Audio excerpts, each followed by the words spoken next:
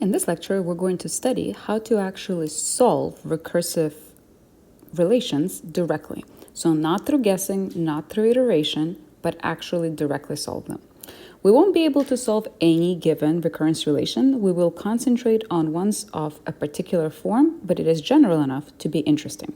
Specifically, we're going to study second-order linear homogeneous recurrence relations with constant coefficients. I know, quite a few words in the definition, but that is because it's actually very descriptive. So from then on, using the definition, we'll actually shorten it to its abbreviation. And again, these are essentially the only types of recurrence relations that we will be able to solve directly. And so these are the only ones that we're going to be really working with. Now, what are these? They are recurrence relations that look like this. Okay, so A sub k is dependent on A sub k minus 1 and A sub k minus 2. A's and B are both real numbers, and B is non-zero. So this is the one important thing, is that this term here actually is present in the recurrence. So if you take this out, it will no longer be second order recurrence. It will be only first order because it will be one layer deep, and that is not the ones that we're going to talk about. So let's actually study the term itself. Second order linear homogeneous recurrence with constant coefficients. What does each part mean? So second order, as I already alluded to, means it's two levels. So it depends on both ak minus 1 and ak minus 2. So it doesn't just call on to the previous element of the recurrence, it calls on to two previous ones, kind of like the Fibonacci ones. That was one of the examples that we've already seen. Linear means that everything is power of 1. So none of these terms here in the recurrence, particularly the ones that are actually in the sequence, none of them are squared or cubed or square rooted or anything like that.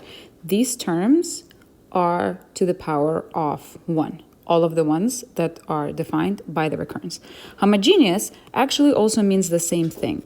It means that everything is the power of 1. So everything across is essentially uniform. That's what the word homogeneous means, uniform. Just a fancy way to say the same thing.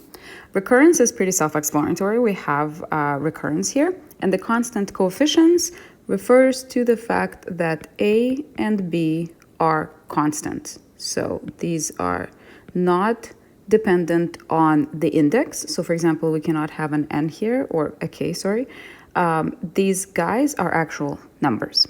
Okay, so let's start with a couple of examples of different recurrence relations to determine whether or not these are, in fact, second-order linear homogeneous recurrences with constant coefficients.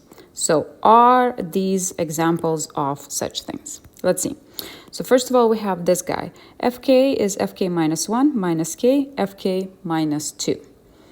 Well, as we can see here, it is a second order. It is linear. Everything is to the power of 1 and homogeneous. But it is not with constant coefficients because this is not a number. This is going to change as the index changes. So F3, for example, we have a 3 in this spot, and F5 will have a 5. Since that's not a constant, this is not a constant. This is not going to be a second-order linear homogeneous recurrence with constant coefficients. Next up is this one. So I have second order, I have linear, everything is no more than power of 2, except for this one. So it's not actually quite homogeneous because this does not have a term that is attached to it that has a power of 1. There is no recurrence term here, so this doesn't have like a j or something like that. So this has a term, something like aj to power 0, not to power 1. So this is not one of the ones we're after. What about this one? Well, this one almost immediately is clearly not following the form because it's a product. So it's not linear because if you think about these are both to the power of 1. And so altogether you have a term here that is actually quadratic in its power. So still not. Okay, maybe this one. Okay, so what do I have? Second order, I have linear, I have homogeneous, everything's to the power of 1, and I have constant coefficients. We finally found one. Great. What about the next one? So here I have level 3 deep. So this is a third order recurrence and therefore not a second order linear homogeneous recurrence with constant coefficients. Okay. As I already mentioned, the one that we've seen before is a Fibonacci one. So that's another example of the one that you can include here as something that, what is this? The next letter, F, as something that we've already seen. So Fk is f of k minus 1 plus f of k minus 2, and that would be of the proper form. Before we get to how to approach and solve these equations, one thing I would like to point out is we are starting with the second order ones because the first order ones are easy to actually solve. If this was a first order linear homogeneous recurrence relation with constant coefficient, then it would literally just be this portion of the actual equation. So let's take a look at what would happen if we had first order one. So first order would be AK is equal to some capital A k minus 1. And these guys, if you think about how they're actually formed, every time all I'm doing is multiplying by A. So let's say I start with A0 being 1.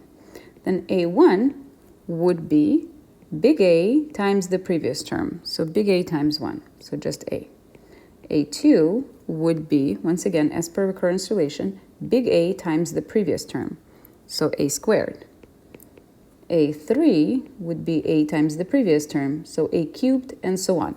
And we can see that the general form of this particular recurrence, the actual solution would be A to power k.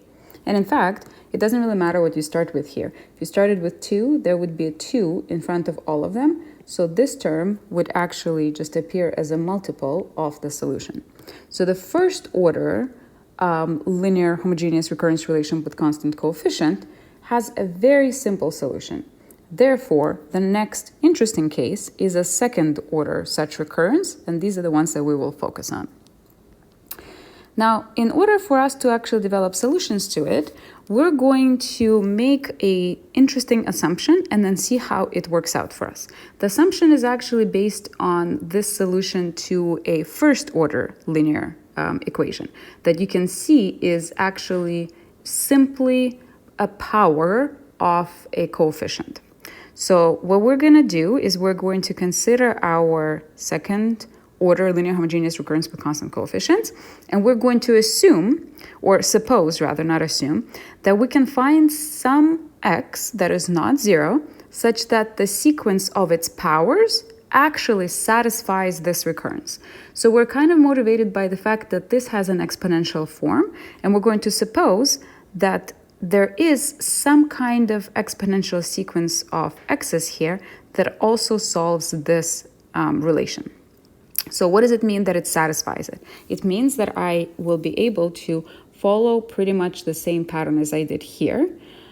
So what I'm going to have is little a naught is going to be 1, a1 is going to be x, a2 is going to be x squared, and so on and so forth. And let's say ak is going to be x to power k. So what do then we have by recurrence? So let me move this over here, and then let's see. So using this, I can now actually plug all of these things into the recurrence. So by recurrence, if I start with my recurrence, just to be very clear where I'm getting all of these numbers from, I'm simply going to rewrite my recurrence relation here once again.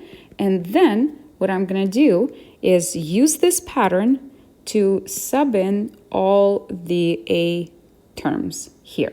So a sub k is x to power k. Then I have my capital A. And then I have a sub k minus 1. So according to the pattern, whatever the index is going to be the power of x. So here, if I have a sub k minus 1, the power that corresponds to it will be x to power k minus 1.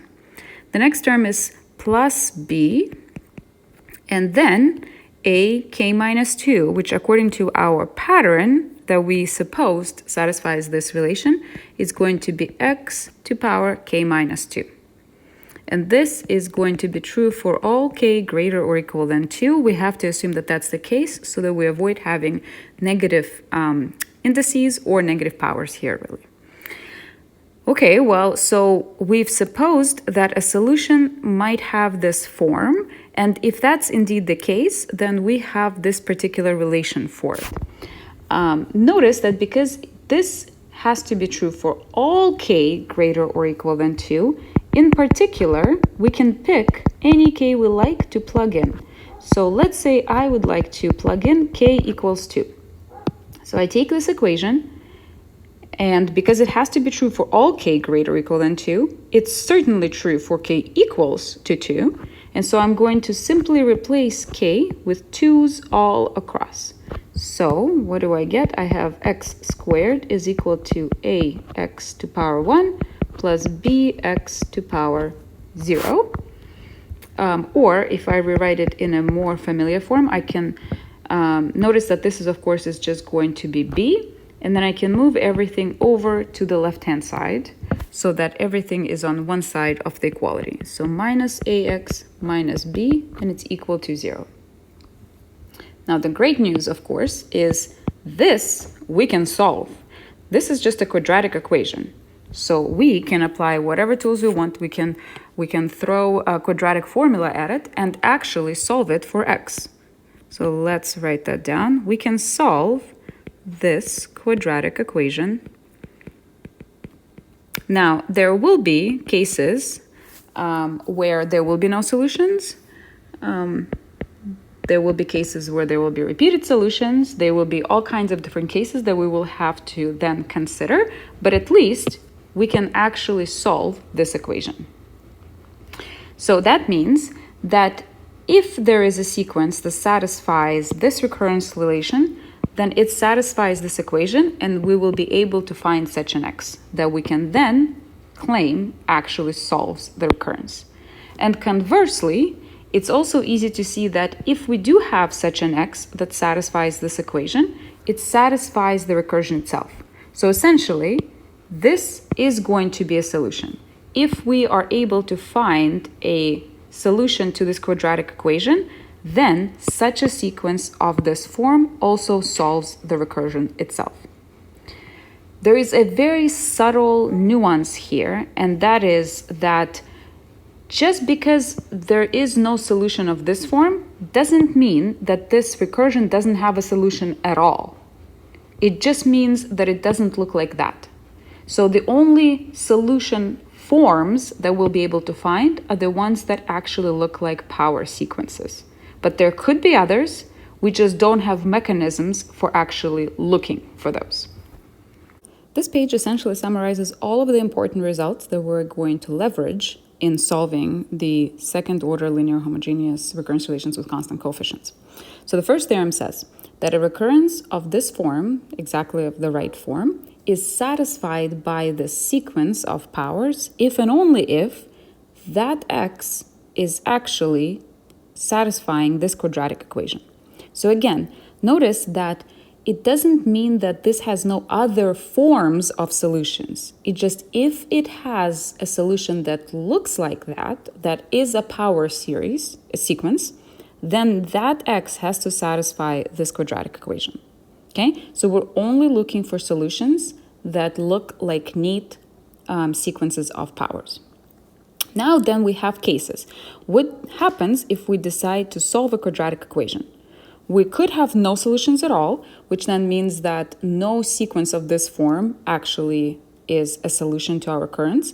But we can have two other cases. A quadratic equation can have two distinct roots or a single repeated root. And in each case, we'll have to approach it slightly differently. So if a characteristic equation, which is what this is called. Let me actually make a note of that. That's called characteristic equation.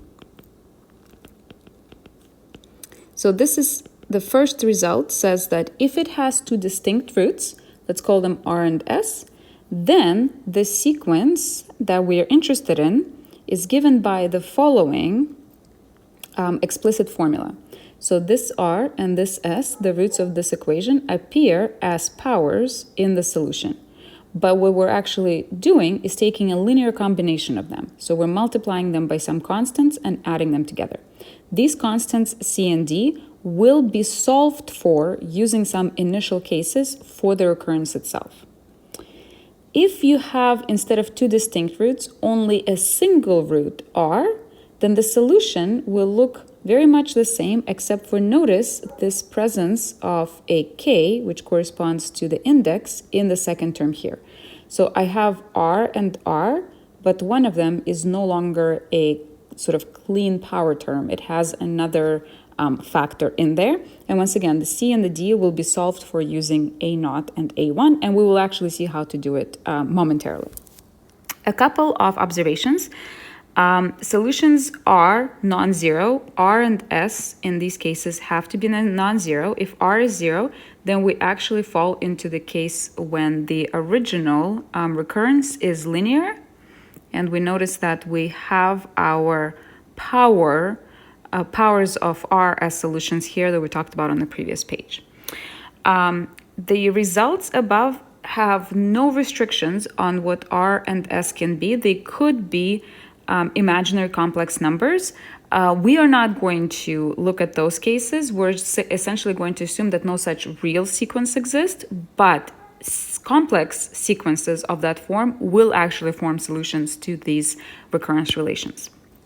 Finally, the R to the k and S to the k are called the basic solutions of the recursion, and the forms that are stated here are what is called the general form of the solution. So the moment you find the roots of the characteristic equation is the moment you can actually see at least two types of the solutions. And by putting them together, you see the most general form of the solution to this recurrence relation. Now, this is all a little too theoretical. Let's take a look at some physical examples of how this works in practice. All right, so here we have a recurrence relation. First of all, let's make sure that it is second order, check, linear, indeed, homogeneous, all good, with constant coefficients. Excellent, this matches the form that we are able to apply our techniques to. We have that it's for k greater or equal than 2, which is always going to be the case for second order equations. And we have two initial solutions, which are key because we actually need 2 in order to begin the recurrence. We're asked to find the explicit formula for the kth term, so we will apply the previous results to it. So here's what we're going to do. The first thing to do is to actually write down the characteristic equation. And so remember how it was formed. Essentially, what I have is bk, or any, like the letter b, doesn't matter. The kth term will correspond to x squared, the highest sort of power. The constant coefficients will simply become constants, and then you're subtracting from the power. So k minus 1 term will correspond to x, and k minus 2 term will correspond to x to power 0, or simply 1. So here is my quadratic equation. Now, if I am to solve it, it probably is a little bit easier to do so if I rewrite it to be all on the left-hand side. And now there is a number of things you can do. You can apply the quadratic formula directly, or you can try to factor it out and hope that you can do so because the roots are somehow nice. So let's say in this case, I can actually spot that I can factor it out into k plus x minus 3x plus 1 to be equal to 0, which actually just means that my solutions are what makes each bracket 0.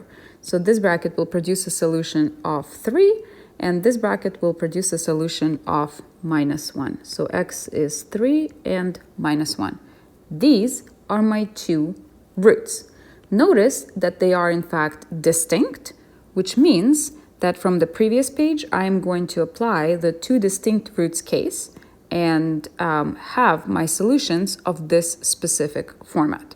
Okay, so first thing that I can write down is that the general solution is of the form. So what do I have there? I have b sub k is, let's take a look again. Okay, I'm trying to match this. So my a's are called b's, but that's not a big deal. Remember, r and s are solutions to my characteristic equation, and C and D are so far unknown constants that I will have to solve for. So in this case, I will still have C first, but then I can take my first root here and plug that in to my equation. So 3 to power k plus d, and then take my second root here and plug that into the equation. So this is the most general form of the solution to this recurrence. Except so far, it's not done yet because I still don't have the values for C and the D. So now my next step is we need to solve for C and D. How are we going to do that? Well, this is exactly where we're going to leverage the base cases that we have not used yet. So let's start with the first one. I know that B naught is equal to 1. What I'm going to do is rewrite this solution for B naught. So that means that K is equal to 0. So I'll plug that in for K all over the place. So then I will have C times 3 to power 0 plus D times -1 to power 0. So this is my B naught, and I know that it's equal to 1. So this whole thing is equal to 1. Now, of course, this I can simplify further, right? I have anything to power 0 is just 1. So what this equation actually says is that C plus D is equal to 1. Now I'm going to take my second base case. So B1 is equal to 2 and do the exact same thing. So that means that I'm going to take 1 and plug that in for K everywhere in my general solution. So what am I going to have here? I'm going to have C times 3 to power 1 plus D minus 1 to power 1. And what does that equal? Well, this is B1 as I've plugged it in into the general solution. And it's equal to 2. So that's going to be the right-hand side of this equation. Okay, again, simplifying this a little bit, what do I get? 3 to power 1 is just 3, minus 1 to power 1 is 1. So altogether I have 3C minus D. 3C minus D is equal to 2. Now, the reason I needed two different things to plug in is because what I have now is a system of two linear equations with two unknowns. And because I have as many equations as I have unknowns, I know I am in good shape and I should be able to solve this. Now, this is the thing though. How you solve these two equations together is completely up to you. Some people prefer to isolate one of the variables from the first equation and substitute that expression into the second one and then solve the second one. And some people prefer to spot patterns. Normally, I actually prefer the first way, but here the pattern is very clear. If I just add the two equations together, the plus D and the minus D will cancel each other out, and I will have an expression that only has C's and numbers. So I should be able to solve for C directly. Okay, so we're solving this as a system, and if they add them up, what am I going to get? So I'm going to have, I can actually add in a column really if I want, right? C plus 3C is going to be 4C, plus D minus D will cancel, 1 plus 2 is equal to 3. So this tells me that C is equal to 3 over 4. Once I have that, I can plug that in for C in either one of the equations, whichever one you prefer, and solve it for D. Now the first equation here looks a little bit easier because the coefficients are all 1. And if I plug in C equals to 3/4, that will tell me that D must equal to 1/4 to actually both of them add up to 1. So D is equal to 1/4 as a result. If you wish, you can plug both of them into the second equation and check, and then you should come across the same fact that this is actually going to be an equality. Okay, once you have your C and D as numbers, as constants, the general solution takes its final shape. So you know what, I'm actually going to be lazy and actually copy this over so that I can paste directly into it. The general form of the solution was like this, except for now I have found the values for C that I can plug in and the value for D that I can plug in directly. So my value for C was 3/4 and my value for D is 1/4. And there we have it. This is the general form of the solution. We can actually, of course, test it out. So I can, for example, find what is the value of B2 by using the values of B0 and B1 through the recursion.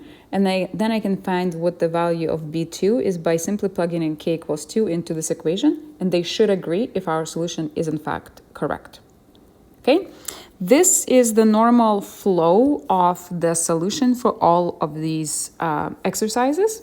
So for the next one, I strongly recommend that you pause the video and try to solve this by yourself before coming back to take a look at the solution with me. Okay, so we have a recurrence. It is, once again, we need to check that it is second order linear homogeneous recurrence with constant coefficients, which it is, and therefore we can apply our methods to it. We have two initial conditions, which is good, and we're asked to find the explicit formula for it. So first things first, I'm going to come up with a characteristic equation. And the characteristic equation in this case is going to be the first term corresponds to the square. The minus 1 term goes down by power of 1, and this next term goes down by the power of 2, so down to x to power 0, which is just 1. Notice that I am keeping the constants as is, so if this was minus 4, it remains minus 4. If I move everything over to the left-hand side, I get this as a quadratic equation. And again, at this point, you can decide what you want to do. You can try to factor it, or if you're really good at spotting patterns, or you can simply plug this into the quadratic formula, which you should have handy, and it will solve the equation for you in exactly, approximately the same amount of time, really. What I can see here is that this is actually a repeated root. So this is actually x minus 2 squared on the left-hand side, which means that there's going to be only one solution, x equals 2. So this was the case of distinct roots. And this is the case of a repeated root. And so while the actual approach is going to be basically identical, the general form of the equation will have to have a slightly different format. So let's be a little bit more careful about that. So what do I have for the general form of a solution? So from the previous page, remember that the general form for a single root r, which in our case is 2, was of this format, where one of the terms also acquired a factor of the index of the recursion. So we're going to have that this has the general form. So overall we have ck is capital C, bad notation here, shouldn't have used C for the recursion, 2 to power k, because again, remember this is our repeated root, so r is equal to 2, plus d times k times 2 to power k. Okay, so this term is now introduced thanks to the fact that the 2 to the k is the same root in both of the parts of this formula. And next, I need to solve for capital C and capital D. And we're going to do it the exact same way as in the previous case by utilizing the base cases. So first, C0 is equal to 1. What does that give us? I'm going to plug that into my general form of a solution. So k is equal to 0 throughout. So what am I going to get? I'm going to get capital C times 2 to power 0 plus capital D times 0 times 2 to power 0. So this is my C0, and it's equal to 1. Okay, so I can, of course, simplify this. And in fact, this I can simplify quite a bit because, look, this whole term is going to be 0 because it's multiplied by 0 in the middle. So this all goes away. 2 to power 0 is just 1. So overall, I have that C is equal to 1. Okay, I had to do nothing at all so far, and I already know one of my constants. And then we're going to use the second base case condition. C1 is equal to 3. So I'm going to plug 1 in for k everywhere, and then see what it gives me. c times 2 to power 1 plus d times 1 times 2 to power 1. So far, this is my c1, and it's equal to 3. Okay, so what happens if I simplify this? I'm going to get 2c plus 2d is equal to 3. 2c plus 2d is equal to 3. And once again, I'm simply solving these two as a system of linear equations. Now, in this case, again, it worked out so that it's a little bit simpler than it could have been.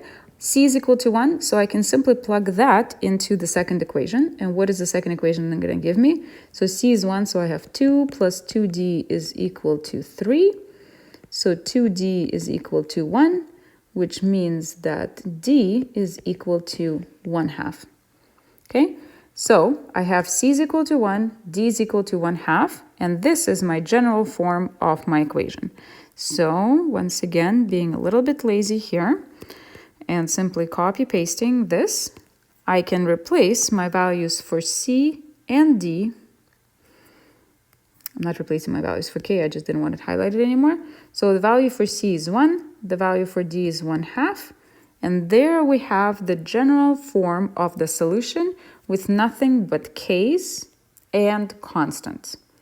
So the difference between having a recursion and having an explicit solution is the fact that if I was looking for a term down the sequence, the recursion will only allow me to find it out if I work my way up to that term. So in order to compute C100, I would have to compute C99, C98, C97, all the way down to C2. C1 and C0 are given. And if I wanted to calculate C100 here, all I have to do is plug 100 in for K, and I have my answer immediately. Explicit formula is much more direct if you want to calculate a specific term in the sequence. As we mentioned at the beginning, the Fibonacci sequence is also a second-order linear homogeneous recurrence with constant coefficients, which means that we can use this method to solve it directly. So instead of producing the sequence as it is the sum of the previous two terms by only being able to work up the sequence, I'm looking for the formula that will allow me to calculate any term further down the sequence directly. The system does not change, so I still have my characteristic equation. And what is the equation in this case?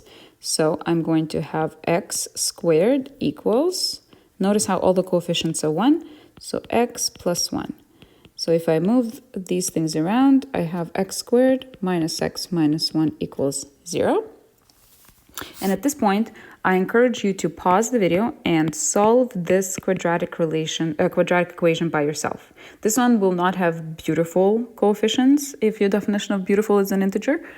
So you will actually have to employ a quadratic formula. This will give you a chance to practice doing so. Pause now, come back in a sec. All right, so what you should get is there are two different roots, but they are irrational. So one of them, x1, is 1 plus root 5 over 2, and the second one is 1 minus root 5 over 2. They are distinct roots, so we are in the case of distinct roots. But as I said, they aren't integer, okay? So in the case of distinct roots, though, we are told nothing about the fact that the roots have to, in fact, be integer. And as I mentioned, they could even be complex numbers, but we're not going to get into that. We could simply work with them as irrational numbers, as we did with everything else. So our next step for all of the previous examples was to come up with the general form of a solution. So let's do the same thing here.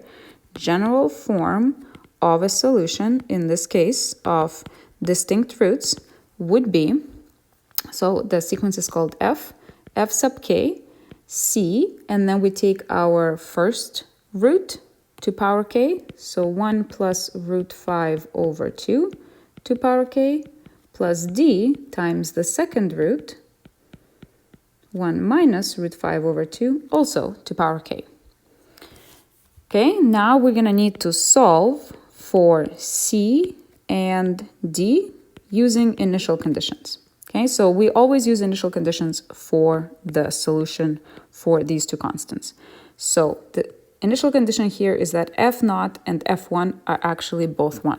So f0 is 1 and f1 is 1. What does that give us in terms of the of this equation?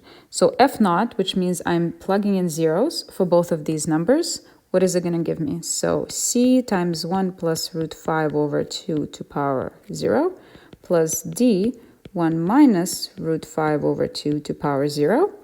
So this is my f0, and it's supposed to be equal to 1.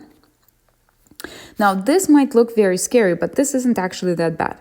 Anything to power 0 is just 1. So what this first equation is actually telling me is that c plus d is equal to 1. Okay, could have been much worse. The second one, f1, is 1. So I replace all the k's with 1. And in this case, I will be left with the big coefficients.